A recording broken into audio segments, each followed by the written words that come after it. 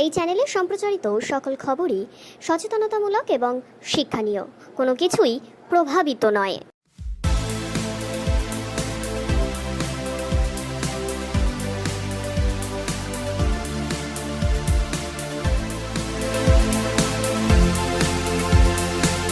মুখ্যমন্ত্রী বলছেন সিবিআই তদন্ত হলে কোনো সমস্যা নেই। আসলে কি যে জিনিসটা লোকানোর ছিল মুখ্যমন্ত্রী সেই জিনিস লোপাট করে নিয়েছেন? এমনই বিস্ফোরক মন্তব্য কিন্তু করলেন তমলুকের সাংসদ।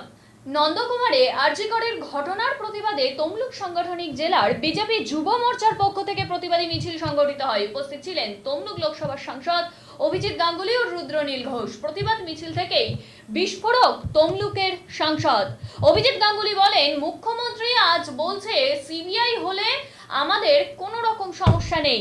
আসলে মুখ্যমন্ত্রী যে জিনিসটা লোপাট করার, যে প্রমাণ লোপাট করার, তা কিন্তু ইতিমধ্যেই করে ফেলেছেন। তাই তিনি এই মুহূর্তে সিবিআই এর হাতে সেই তদন্তভার দিতে চাইছেন, তার কোনো সমস্যা নেই।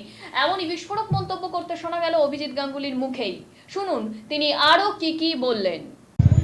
মুখ্যমন্ত্রী আজকে বলছেন যে সিবিআই হলে আমার কোনো অসুবিধা নেই, আমাদের লুকোবার কিছু নেই। আরে কি বলছেন? আপনাদের লুকোবার কিছু নেই।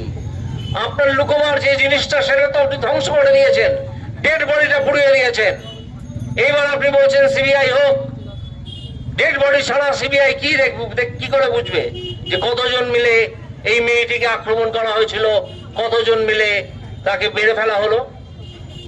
আপনি আপনার পুলিশ আপনার নির্দেশে, কারণ আপনি পুলিশ মন্ত্রী, আপনি স্বাস্থ্যমন্ত্রী, আপনার নির্দেশে মৃতদেহটিকে সেই হসপিটাল থেকে বাবা মাকে ভুল বুঝিয়ে নিয়ে চলে গেল এক জায়গায়।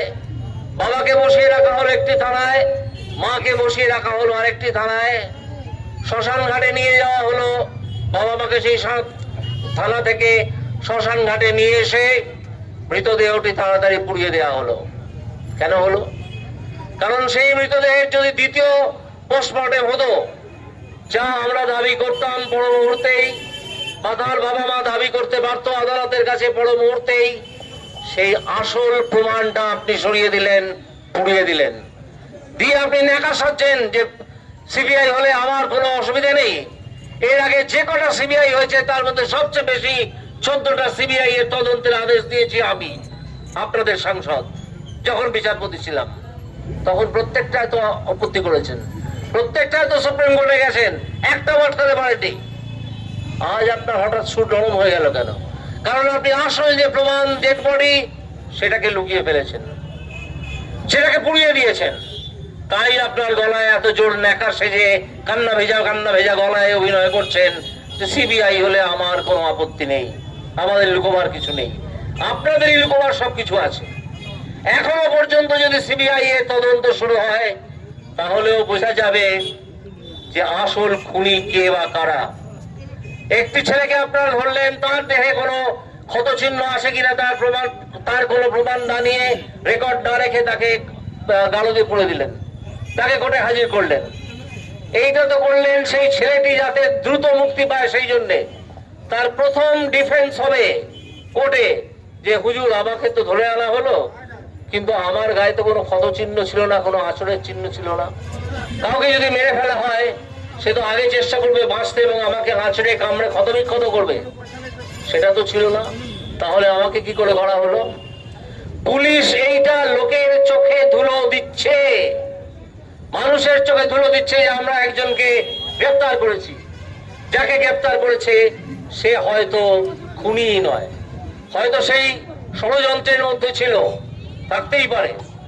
তৃণমূলে যেসব জিনিসপত্র আছে তাদেরকে আমরা জানি, কিন্তু আসল অপরাধী এখনো পর্যন্ত যা শোনা গেছে, কালকে আপনারা অনেকেই হয়তো টিভি চ্যানেলের দৌলতে জেনেছেন যে একজন ইন্টার্ন, যার বাবা একজন প্রভাবশালী মানুষ সমাজে, যে নিজেও খানিকটা প্রভাবশালী এবং তৃণমূলের ছাত্র সংগঠনের সদস্য।